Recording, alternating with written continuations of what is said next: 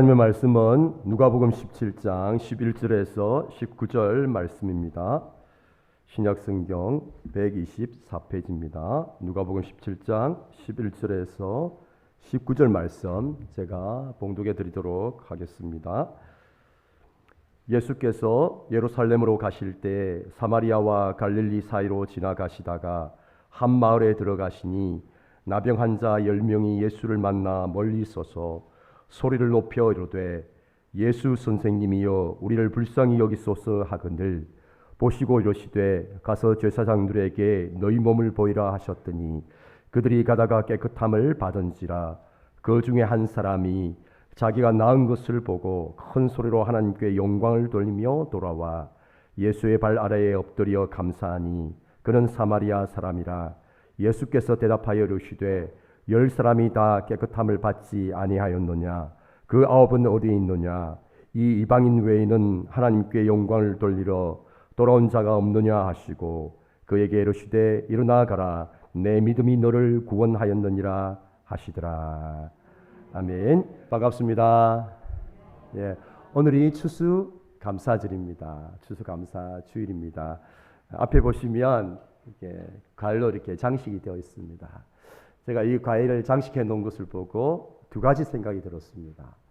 첫 번째는 이 과일을 준비하고 장식하는 분이 어떤 마음을 가지고 이렇게 준비를 했을까라고 하면 그 마음들을 제가 한번 헤아려 봤습니다. 정성을 다해서 감사하는 마음을 가지고 이렇게 최선을 다해서 이렇게 꾸몄다는 그런 마음이 드니까 참 감사하다는 그런 마음이 들었고요. 또 한 가지 생각이 들었습니다. 과일을 보는데 예수님께서 좋아하시는 과일이 뭘까? 좀 엉뚱하죠, 제가? 그 생각 문득 들었어요. 그럼 혹시 우리 예수님께서 좋아하시는 과일이 어떤 과일이었을까요? 어떻게 하셨어요, 저는? 예, 우리 예수님이 얼마나 감을 좋아하셨으면 감사, 뭐 이렇게 하셨잖아요. 웃으셔야 되는데 너무 진지하게 들으시니까.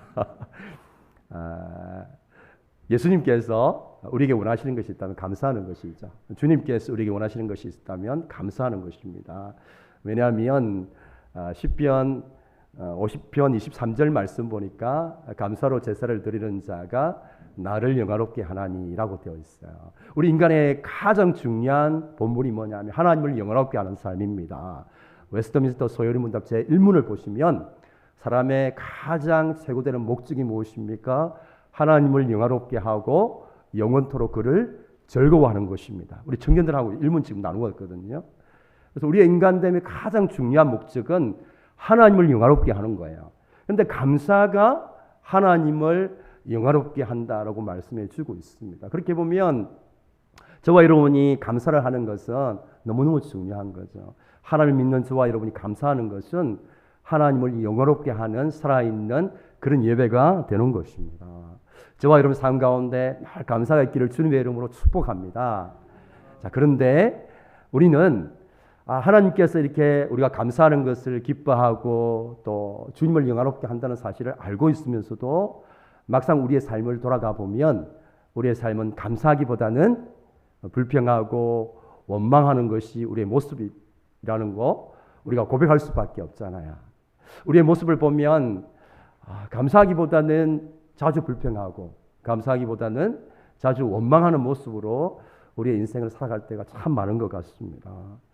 왜 우리가 하나님이 감사를 기뻐하는 것을 알고 있다는 그 사실을 알고 있으면서도 또 하나님이 우리가 감사하는 것을 통해서 그분이 영광을 받으신다는 사실을 알고 있으면서도 왜 우리는 감사하지 못하는 것일까요? 그것은 우리의 삶에 감사를 방해하는 것이 있다라는 거죠. 오늘 본문의 말씀을 통해서 우리의 감사를 방해하는 것이 무엇인지를 살펴보면서 저와 여러분의 삶 가운데 감사를 방해하는 것들을 제거하고 또 감사로 우리의 삶을 채워가는 그런 은혜가 있기를 주님의 이름으로 축복합니다. 먼저 오늘 우리가 읽은 본문을 보면 감사했던 사람과 감사하지 못했던 사람이 나오고 있습니다. 그리고 보면 이 감사의 문제는 오늘 이 시대만의 문제는 아닌 것 같아요. 이미 예수님 시대에도 이미 감사의 문제가 믿음의 사람들의 삶 가운데 있어서 심각한 문제였음이 이렇게 드러나고 있는 것이죠. 감사했던 사람과 감사하지 못했던 사람이 이미 2000년 전에 성경에 기록되어 있는 것이죠. 오늘 본문을 보기 때문에 감사했던 사람은 몇 명이었습니까? 한 명이었죠. 그죠? 한 명이었습니다. 그죠? 그래서 감사하지 못했던 사람은 몇 명이었습니까? 9명이었어요. 그러니까 감사한 사람과 감사하지 못했던 사람의 비율이 1대 9입니다. 그럼 이것이 우리에게 상징적으로 보여주는 의미가 어떤 의미겠습니까? 감사하는 사람보다 감사를 하지 못하는 사람이 더 많다라는 것을 이 숫자가 상징적으로 보여주는 거예요. 10명 중에 1명 정도가 감사한다라는 거예요. 그럼 가만히 한번 주변을 둘러보세요. 한 10명 중에 1명꼴로 감사한다. 그렇게 보시면 돼요. 이 말은 우리가 감사하기가 얼마나 힘든가를 우리에게 보여주고 있는 것이죠. 사랑하는 여러분, 여러분은 1입니까? 9입니까? 1입니까? 9입니까? 1입니까? 감사하는 한 사람입니까? 아니면 불평하고 원망하는 9사람입니까? 예, 한 사람이기를 축복합니다. 우리 옆에 있는 분들 이렇게 한번 축복해 줬으면 좋겠어요. 감사하는 한 사람이 되십시오. 예, 아멘. 자, 또 본문은 왜 그러면 이 나병 환자들이 예수님께 감사를 해야 되는지 그 이유에 대해서 분명하게 우리에게 보여주고 있습니다. 두 가지 이유가 있어요. 우리가 이 본문을 보면 10명의 나병 환자들이 왜 예수님께 감사를 해야 되는가? 감사 이유 두 가지가 기록되어 있습니다. 자, 첫 번째 이유는 17절 말씀에 나와 있습니다. 우리 함께 읽겠습니다. 예수께서 대답하여 이르시되 10사람이 다 깨끗함을 받지 아니하였느냐? 왜 10명의 나병 환자들이 감사해야 돼요? 다 깨끗함을 받았단 말이에요. 나병 환자로부터 깨끗함을 받았습니다. 예수님께서 그들의 나병을 치유해 주셨습니다. 그러니까 당연히 깨끗함을 받은 나병 환자들은 감사해야 되죠. 그 당시 나병 환자들의 삶은 정말 너무너무 고통스러운 삶이었어요. 왜냐하면 이 나병 환자들은 사람들이 어떻게 인식을 하고 있었느냐 하면 하늘로부터 벌을 받고 있다. 하늘로부터 천벌을 받고 있다. 그렇게 믿고 있는 시대였습니다. 그 시대요. 그러니까 사람들이 나병 환자를 가까이 할까요? 멀리 할까요? 멀리 할 정도뿐만 아니라 나타나면 어떻게 할까요? 돌을 던져요. 가까이 오지 말라고. 그런 대우를 받았던 시대였습니다. 뿐만 아니라 모세의 율법에도 보니까 이 나병은 부중한 병이에요. 가까이 해서는 안 되는 부중한 병입니다. 만약 나병 환자와 가까이 하게 되면 가까이 한 사람도 부중하게 되어서 나병 환자와 동일하게 공동체로부터 분리가 되어야 하면 됩니다. 그러니까 나병 환자에 걸리게 되면 모든 관계로부터 단절이 되는 거예요. 오늘날 치면 교회도 나올 수 없습니다. 교회도 나오면 사람들이 막 돌을 던져요. 이렇게 오지 말라고. 그런 시대에 그런 삶을 살았던 것이 나병 환자의 삶이었습니다. 그러니까 그 삶이 여러분 얼마나 고통스러웠대요. 한번 상상해 보세요. 자신의 병도 고통스럽지만 인간의 가장 고통스러운 문제는 관계의 문제가 생기는 거거든요. 그럼 인간이 당하는 가장 큰 고통 중에 사랑하는 관계에 있던 사람들이 떠나갈 때 그 고통이 가장 커요. 인간이 고통을 당할 때 스트레스 지수가 있는데 1에서 10까지가 있는데 사랑하는 배우자를 떠나보낼 때 또 사랑하는 자녀를 떠나보낼 때 받는 스트레스 지수가 가장 높은 10에 해당됩니다. 그러니까 이 고통이 얼마나 심했겠어요. 사실은 살아있지만 죽은 거나 다름없는 삶을 살고 있는 것이 나병 환자의 삶입니다. 그런데 이런 고통스러운 삶에서 우리 주님께서 깨끗해 주셨잖아요. 그러니까 당연히 감사해야 되는 거죠. 아직도 안 다가오세요. 여러분들이 만약 나병 환자라고 한번 생각해 보세요. 그런데 어느 날 예수님께서 나의 고통스러운 삶의 모든 문제를 다 해결해 주셨어요. 당연히 감사할 수밖에 없죠. 예수님께서 고통스러운 삶을 살 수밖에 없었던 나병 환자의 문제를 다 해결해 주셨으니까 나병 환자는 당연히 예수님께 감사를 드려야 돼요. 자, 두 번째 이유가 있습니다. 자, 나병 환자가 깨끗함을 받았는데 문제는 이 나병 환자를 예수님께서 치유를 해 주셨는데 무엇 때문에 치유해 주셨는가? 우리 예수님께서 그저 불쌍히 여기셔서 치유해 주셨어요.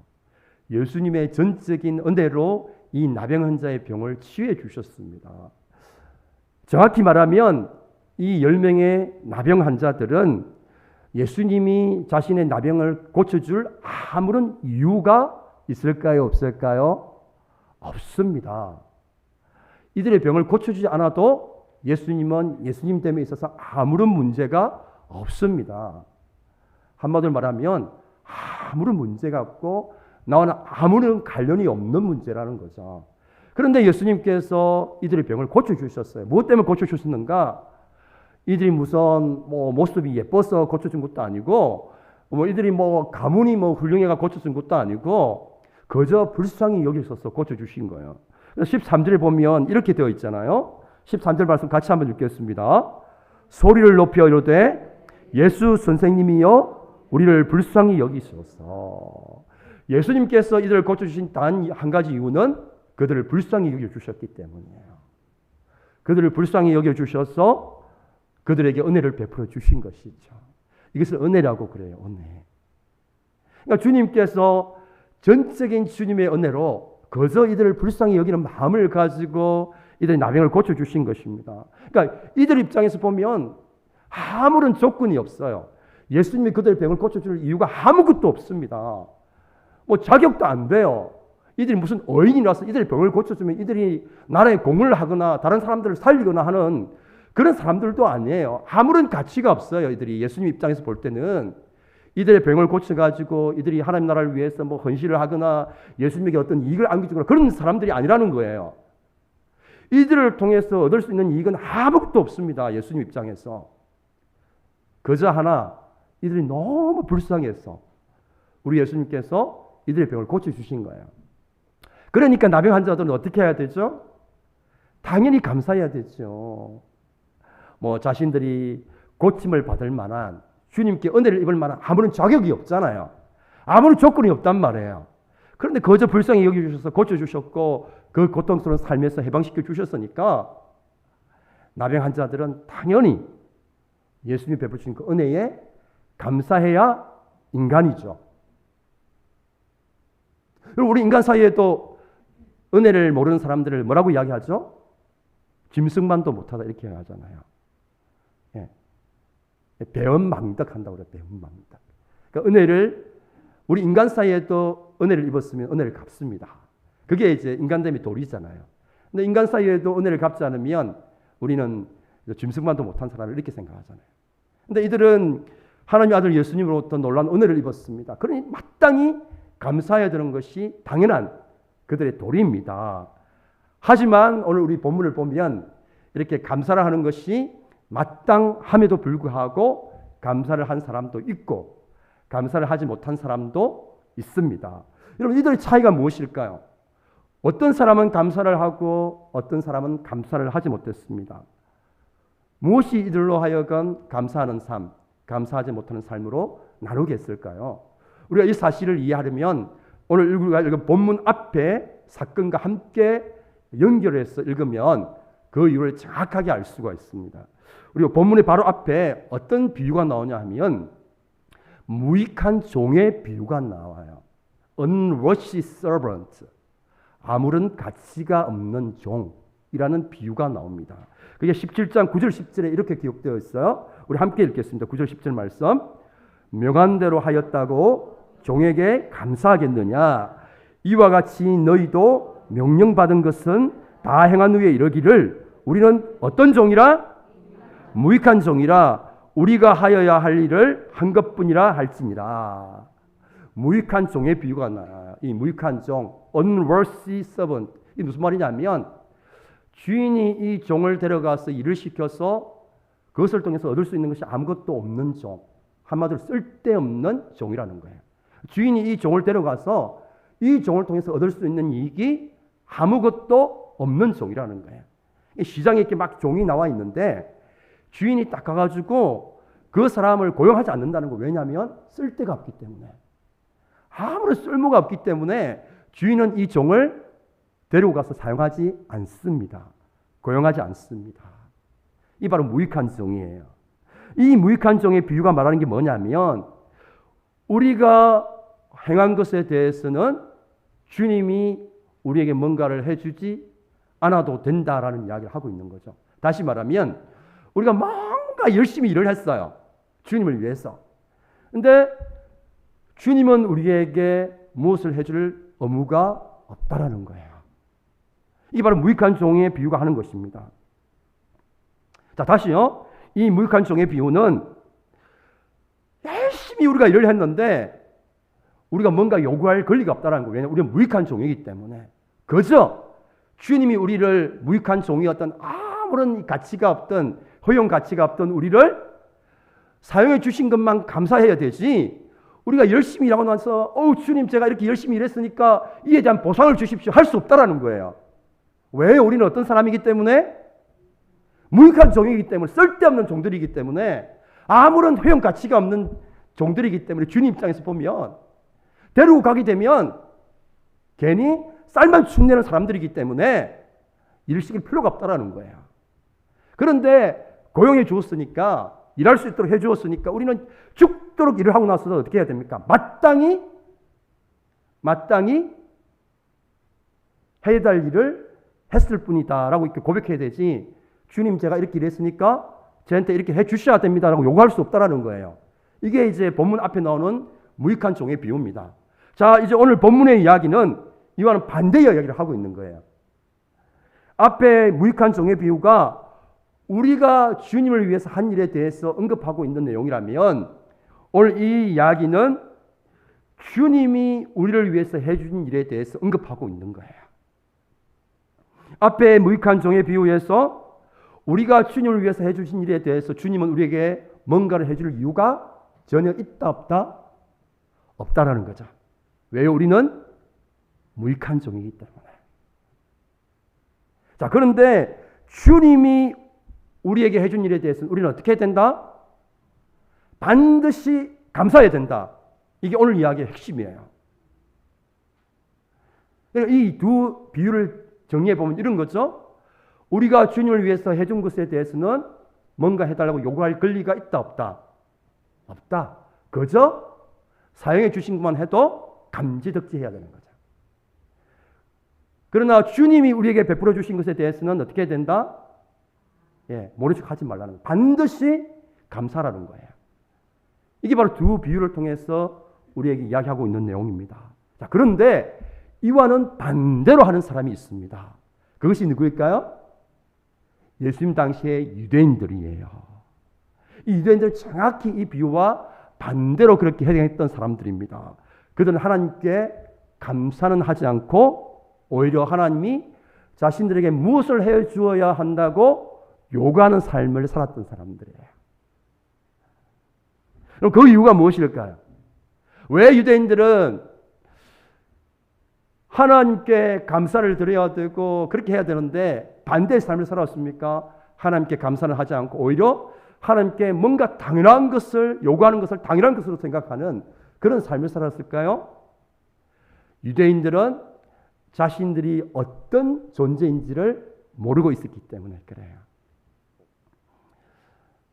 자신이 어떤 존재인지를 모르고 있었기 때문에 말도 안 되는 그런 요구를 하고 있는 거죠.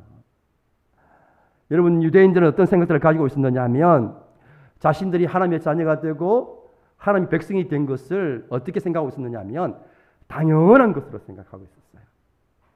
이것이 하나님의 은혜라는 사실을 모르고 있었던 것입니다. 자신들은 하나님의 백성이 될 자격이 아무것도 없어요.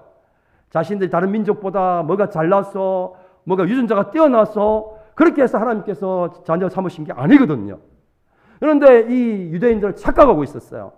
자신들이 뭔가 대단해서 뭔가 뛰어난 DNA를 가지고 있어서 뭔가 다른 백성들보다 의가 더 뛰어나서 하나님께서 자신들을 백성 삼아준 걸로 그렇게 착각하고 있었고, 그러니까 당연히 하나님의 백성됨을 당연한 것으로 생각하고 있고, 하나님이 당연히 자기들에게는 뭔가를 보상해 주어야 되고 뭔가를 해줘야 된다고 생각하고 있었던 것이죠.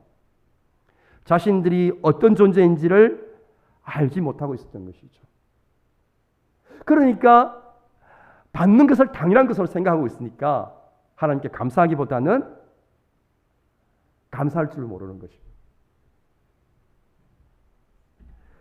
자신들이 정말 하나님 앞에서 멸망받을 수밖에 없었다는 죄인이라는 사실, 자신들의 의로는 전혀 하나님의 자녀가 될 수 없었다는 사실, 그 사실을 알고 있었다면, 하나님께서 그저 불쌍히 여겨주셔서 자기들을 백성 삼아 주셨다는 사실을 알고 있다고 한다면 그들은 감사할 수밖에 없을 것입니다. 그런데 그들은 자신들이 어떤 존재인지를 알지 못했기 때문에 감사할 수 없는 것이죠. 이것이 오늘 이 나병 환자의 치유를 통해서 우리에게 보여주고 있는 주님의 모습이죠. 자, 그에 비해서 감사를 한 사람은 누구인가? 감사를 한 사람이 누구인가? 16절 말씀입니다. 함께 읽겠습니다. 예수의 발 아래에 엎드려 감사하니 그는 누구라? 사마리아인이라. 이것을 보면 9명 사람들은 출신이 어디라는 거예요? 유대 사람들이라는 거예요. 예수님께서 감사한 한 사람을 사마리아 사람이라고 단정한 걸 보면 나머지 9명은 유대인이었음을 우리는 짐작해 볼 수가 있습니다. 여러분, 사마리아 사람들이 어떤 사람들입니까? 사마리아 사람들은 유대인들에 의해서 이방인들보다 더 무시당하는 존재였어요. 여러분, 사마리아에 어떻게 해서 사람들이 태어나게 되었습니까? 잠시 한번 우리가 성경 역사를 거슬러 보게 되면 이스라엘의 통일왕국이 솔로몬 왕 때까지 이스라엘 통일왕국이었습니다. 그런데 솔로몬이 죽고 난 이후에 솔로몬의 아들 르호보암이 왕이 되었습니다. 그때 이스라엘이 북쪽 이스라엘과 남쪽 유다로 나누어집니다. 이스라엘 12지파 가운데 유다와 베냐민 지파를 제외한 나머지 모든 지파가 어떻게 됩니까? 북쪽 이스라엘이 되고 나머지 두 지파가 이제 남유다를 이제 나라를 만들게 되죠. 자, 그런데 북쪽 이스라엘은 예수님 오시기 722년 전에 BC 722년 무렵에 아수르 제국에 의해서 우리가 이제 역사 시간에 배운 아시리아라는 나라에 의해서 멸망당하게 됩니다. 근데 이 아시리아 제국은 이 식민지 정책을 어떤 정책을 펼쳤느냐 하면 나라를 정복하고 그 나라의 이 정복민들과 다른 나라 정복민들을 섞어버려요. 그 이유가 있습니다. 왜 그렇게 할까요? 여러분 아시죠? 옛날 우리 고구려가 망하고 대저용이 발해를 세웠잖아요. 세울 수 있었던 힘이 어디 있습니까? 같은 민족이니까. 이게 단합이 되잖아요. 지도자만 있으면 민족이 힘을 모아서 얼마든지 나라를 회복시킬 수 있단 말이에요. 그러니까 이 아수르 제국에서는 다른 민족을 섞여버리면 어떻게 됩니까? 단합이 안 되잖아요. 그러니까 단합이 안 되니까 당연히 이제 반역을 일으키지 못할 거라고 생각했던 거죠. 그러다 보니까 이 북쪽 이스라엘 땅에 이 유대인들과 이방인들이 함께 살면서 자연스럽게 뭐가 된달까요? 그들 같이 결혼하면서 피가 섞이게 되고 혼혈 민족이 이제 태어나게 되는 거죠. 우리 몽고 때 보면 몽고에 갔다 온 우리 한국의 그 죄 없는 처자들 막 욕하고 그랬잖아요. 그렇죠? 남자들이 못 나가지고 나라가 망하는 이후에 그죠? 죄 없는 우리 여성들이 고통받았잖아요. 반성해야 돼요, 우리 남성 동지들은. 여자도 지키지 못하고. 하여튼 그런 것처럼 우리나라도 이 피가 섞였다라는 것을 어떻게 생각합니까? 되게 부끄럽게 생각합니다. 이 유대인들 같은 경우는 정말 이게 너무너무 중요한 일이잖아요. 그러니까 유대인들은 이 사마리아 사람들을 사람 취급도 하지 않았어요. 오히려 이방인들보다 더 못한 존재로 취급을 받았던 사람이 사마리아 사람이었습니다. 그래서 유대인들은 사마리아 지역을 통과할까요? 통과하지 않을까요? 통과하지 않습니다. 둘러서 갑니다. 가면 빨리 갈 수 있는데 먼 길을 돌아서 갑니다. 왜냐하면 상종도 하기 싫다라는 거죠. 저런 인간보다도 못한 존재들은 만날 수 없다라는 거. 그 지역 통과할 수 없다라는 이게 유대인들의 생각이었어요. 자, 그런데 이런 사마리아는 유대인들이 봤을 때 저 사람들은 하나님의 은혜를 받을 자격이 없다. 객관적으로. 이렇게 봤단 말이에요. 그러니까 사마리아 사람들 어떻게 느꼈을까요? 내가 생각해봐도 나는 하나님께 은혜를 받을 자격이 없다. 하나님께 뭔가를 요구할 수 있는 조건이 되지 않는다. 그렇게 생각하고 있었어요. 그런데 예수님께서 병을 고쳐주셨어요. 이 사마리아 사람 입장에서 이게 당연한 일입니까? 당연하지 않은 일입니까? 당연하지 않은 일이에요. 놀라운 일이에요. 은혜를 입을 자격이 되지 않는 자기에게 은혜를 베풀어 주셨으니까 이것은 당연한 일이 아닌 거죠. 이 사마리아 사람 입장에서. 그러니까 감사할 수밖에 없는 것입니다.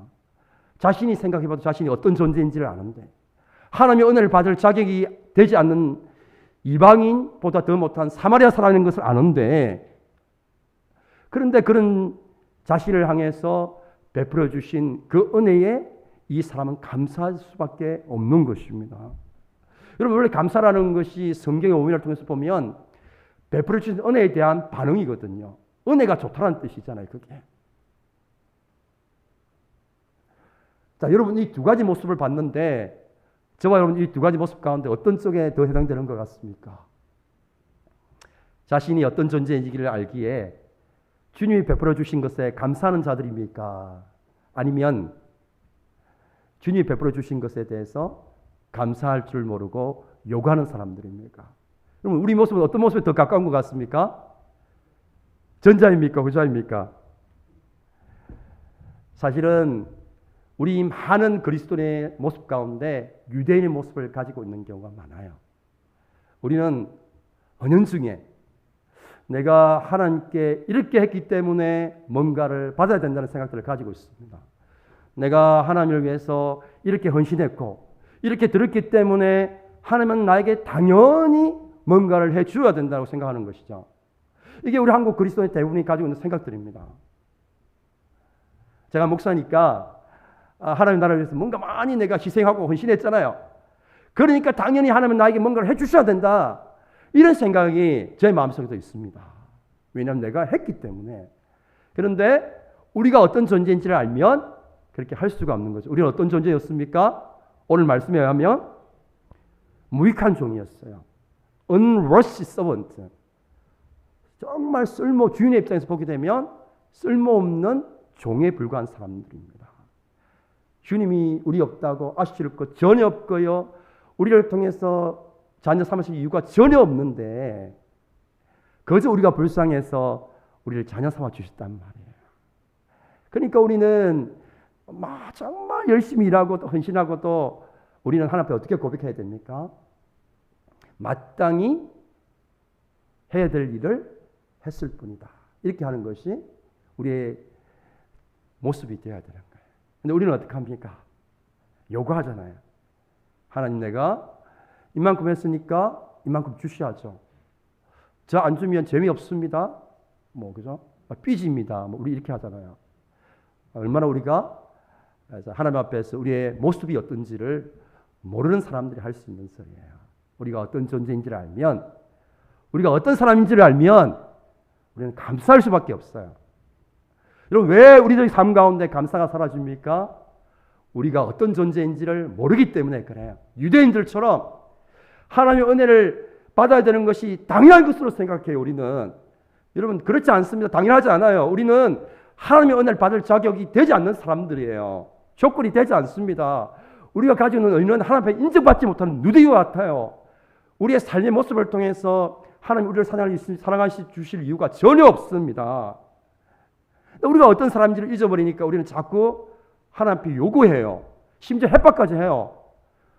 나 잘되게 하지 않으면 나 이제 삐진다고. 교회 안 다닌다고.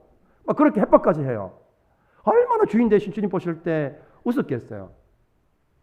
쓸모없는 종 불러서 자녀까지 삼아 주셨는데 그거 생각하면 감사해야 되는데 막 요구하고 자기가 어떤 존재인지도 모르고 이게 우리의 모습이라는 거예요. 우리의 모습. 유대인의 모습이라는 거예요. 그런 마음을 가지고는 우리는 감사할 수가 없어요. 여러분 우리의 감사 이유는 딱 한 가지. 우리가 어떤 존재인지를 알고 그런 존재에게 자신의 아들까지 내어주시기만큼 사랑해 주시고 은혜를 베풀어 주신 그것으로 인해서 감사할 수 있어야 돼요. 여러분 믿습니까? 우리의 감사는 세상 사람들처럼 뭐가 일이 잘 돼서 감사하는 것이 아니고 좋은 집에 살아서 감사하고 좋은 차를 타서 감사하는 게 아니고 내가 어떤 존재인지를 아는데 내가 하나님 앞에서 허물과 죄로 인해서 이미 죽었고 멸망받을 수밖에 없는 죄인이었던 우리를 하나님께서 자신의 아들을 내어주시고 사랑하시고 자녀 삼아주셨던 그런 존재임을 안다면 우리의 삶은 감사로 가득 찰 수밖에 없어요. 우리의 삶은 감사로 가득 덮어져야 됩니다. 바로 이러한 감사의 삶을 통해서 하나님은 영광을 받으시는 거예요.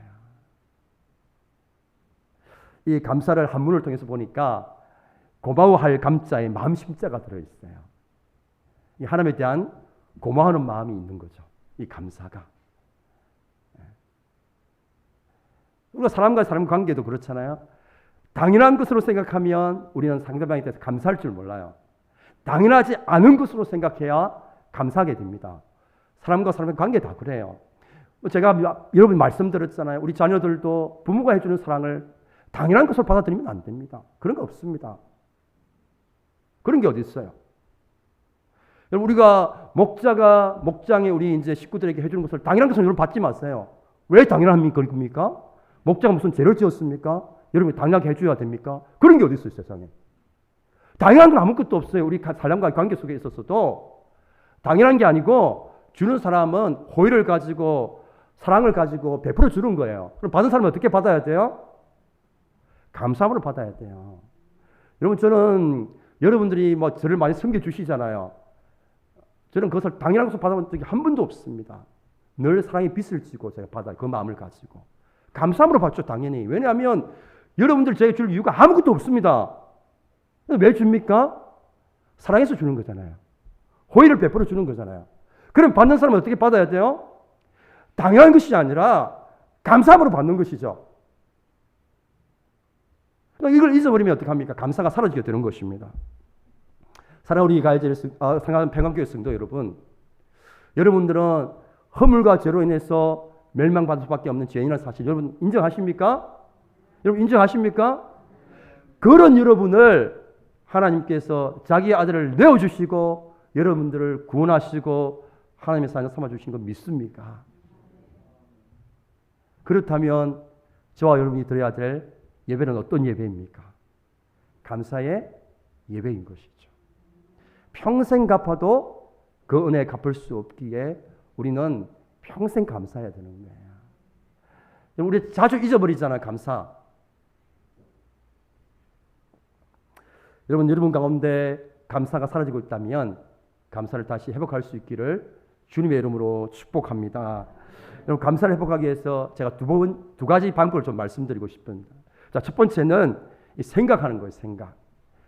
영어로 이제 땡큐가 원래 think, 생각하다는 단어에서 나왔어요. 감사는 생각하는 것부터 출발되었습니다. 어떤 생각요? 자신이 어떤 존재인지를 아는 것, 자신이 어떤 존재인지를 생각하는 것에서부터 우리의 감사가 회복이 되기 시작해요. 아, 내가 하나님 보실 때 정말 무익한 종이었다. 정말 쓸모없는 종이었다. 그런데 그런 종을 하나님께서 자기 아들을 내어주시는 만큼 사랑해 주시고 종에서 자녀로 삼아 주셨으니까 이 은혜를 우리가 생각하면, 기억하면 감사가 회복되게 되는 거예요. 자, 두 번째는 감사하는 마음을 글로 적어보는 거예요. 우리가 잘 잊어버리잖아요. 참 고맙고 감사한 마음이 있었는데 시간이 지나면 그것이 희미해진단 말이에요. 그런데 그것을 다시 기억하는 방법이 어떤 방법입니까? 저에게 감사의 글을 적어준 편지를 보는데 그때 모습이 딱 생각이 나는 거예요. 제가 이제 이전 교회에 있을 때 우리 청년들이 제가 이제 다른 교회를 떠날 때에 막 이렇게 이제 감사한 이렇게 뭡니까 이렇게 편지를 적어서 이렇게 적어 주더라고요. 다 잊어버렸는데 우연히 제가 이사를 하면서 정리를 하다가 딱 보니까 그때 이렇게 주마등처럼 생각이 나요. 아, 그랬구나. 아, 그때 그랬었지. 이런 거예요, 이렇게. 그래서 여러분들이 감사의 제목들을 여러분 다 글로 적으셔가지고 내가 감사하는 20가지 이유 딱 적고 이거 코팅을 해가지고 여러분들 매일 이렇게 잘 보시는 거울 앞에 이렇게 갖다 놓고 보십시오. 그러면 생각이 나요. 잊어버리지 않게 돼요. 내가 감사해야 되는 20가지 이유, 아내가 사랑스러운 20가지 이유, 자녀가 사랑스러운 20가지 이유. 제가 아버지 학교 때 이 숙제를 했거든요. 쉬웠을까요? 어려웠을까요? 너무너무 어려웠습니다. 저는 쉬운 줄 알았는데 아내가 사랑스러운 20가지 이유 1, 2까지 적었는데 와, 지금 위험합니다. 지금. 그 다음에 자녀가 사랑스러운 20가지 이유 1, 2 적는데 그 다음 생각이 안 나더라고요. 그래가지고 이제 열심히 며칠 전에 고민을 하면서 20가지 이유를 다 찾았습니다. 보면 하여튼 희한한 이유도 있어요. 날마다 나에게 밥을 해주셔서 사랑스럽다. 뭐 나를 남편이라 불러줘서 사랑스럽다. 나를 아빠라고 불러줘서 사랑스럽다. 뭐 하여튼 이런 것까지 다 적었어요. 그래서 제가 코팅을 다 해서 이제 우리 집에 있습니다. 뭐 이사 오느라고 이제 정리가 안 돼가지고 보질 않는데 제가 이사하기 전까지는 항상 이제 제가 앞에 보고 그것을 보면서 내가 아내가 사랑스러웠던 이유, 자녀가 사랑스러웠던 이유를 날마다 보면서 이게 기억하는 거죠. 그래서 고맙고 감사함을 잊어버리지 않고 되새기는 거예요. 여러분, 아내가 남편에게 해준 게 뭐가 당연스러운 게 뭐가 있습니까? 우리 남자 집사님들 각성하셔야 돼요. 왜 우리 아내가 남편을 위해서 밥을 지어야 됩니까? 세상에 그런 게 어디 있습니까? 당연하지 않습니다. 우리 아내분들도 각성하셔야 돼요. 우리 남편분들 밖에서 돈 버는 게 뭐 당연한 일입니까? 당연한 건 없습니다. 우리가 다 고맙고 감사할 일입니다. 우리 아내분들은, 우리 남편분들이 밖에 가서 스트레스 받고 열심히 일하고 이렇게 가장 역할을 하는 것을 감사하게 생각하시고, 또 우리 남편분들도 힘들지만 가끔씩 설거지도 좀 도와주시고. 아멘 안 하시네. 다들 표정입니다. 예. 그리고 음식 투정하지 마시고, 음식 해주면 맛있게 잘 드시고, 먹고 나서 입 닦지 마시고, 여보 맛이 너무 맛있었어, 피드백도 해주시고. 그렇게 해야만 노인의 삶이 평안합니다. 여러분, 감사는 당연한 것에서부터 감사는 나오지 않습니다. 그러니까 여러분들이 교회 생활도 여러분 각자가 당연한 건 아무것도 없습니다. 다들 감사함으로 여러분들이 받으셔야 돼요. 장로님이 나를 사랑해 주시는구나. 권사님이 나를 사랑해 주시는구나. 우리 집사님이 나를 사랑해 주시는구나. 이렇게 받으면 감사하고요. 그걸 당연하게 받아들이면 감사가 안 됩니다. 사랑하는 우리 평강교회 성도 여러분, 우리의 인생이 참 길지 않잖아요. 우리의 길지 않은 인생을 불평과 불만으로 또 원망으로 여러분의 그 귀한 시간들을 낭비하지 마시고, 여러분의 남은 인생을 한없는 하나님에 대한 감사, 그리고 남편에 대한 감사, 아내에 대한 감사, 주변 사람들에 대한 감사로 여러분의 삶을 채워가는 귀한 은혜가 있기를 주님의 이름으로 축복합니다. 이 시간 우리 찬양했으면 좋겠습니다. 날 구원하신 주 감사, 이 찬양 한번 했으면 좋겠습니다.